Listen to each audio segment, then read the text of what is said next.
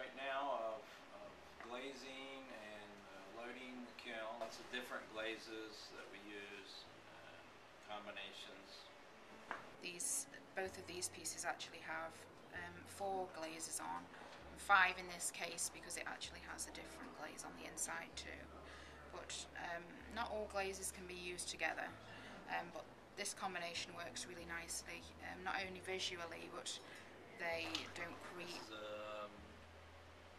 potters would call it saturated copper glaze. It's got a large amount of copper in it, which usually will make a glaze green, and in this case it does. It comes out a dark green.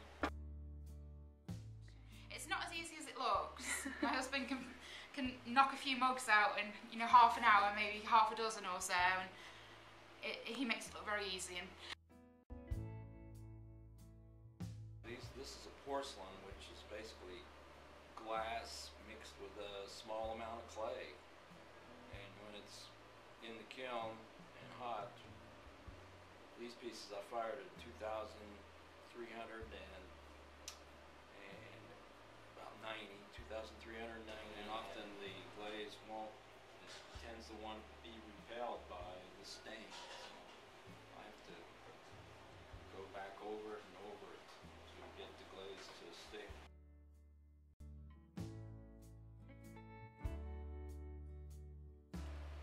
Well, I like making a piece on the wheel the most. I have some pieces in the gallery at present that were very successful pieces, and one's a wine rack.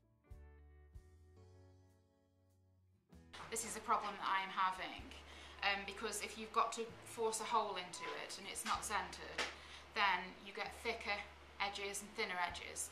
And so, partly out of necessity, because I'm not very good at this yet, I'm hand building. Now, this was made with 2 pieces of clay.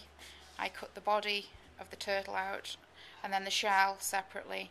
They were glued together with slip, which is just liquid clay, and then it was just fired. I'm just touching up the areas that I've had my fingers when I dipped the piece in the glaze. And then I'm just going to sponge off the excess glaze at the back, which needs to come off or the piece will stick to the kiln shelf. This is going to be a little fish pendant. It will be slightly smaller than you see it now. It's going to shrink a little more. And as before, it's going to be the celadon, which is kind of a bluish green.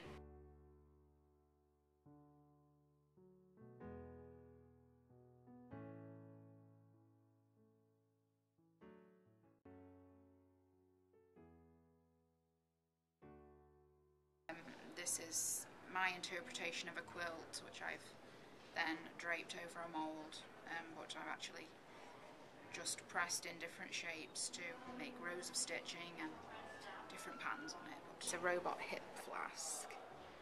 I really want to keep this piece. I'm not sure whether I'm going to be able to or not, but it's got the cork in the lid and it has a metallic glaze on it.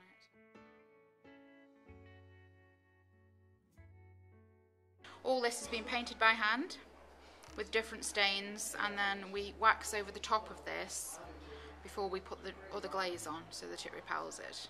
But this is a mixture of nature and robots and buildings. I guess art is pretty subjective. It means different things to different people.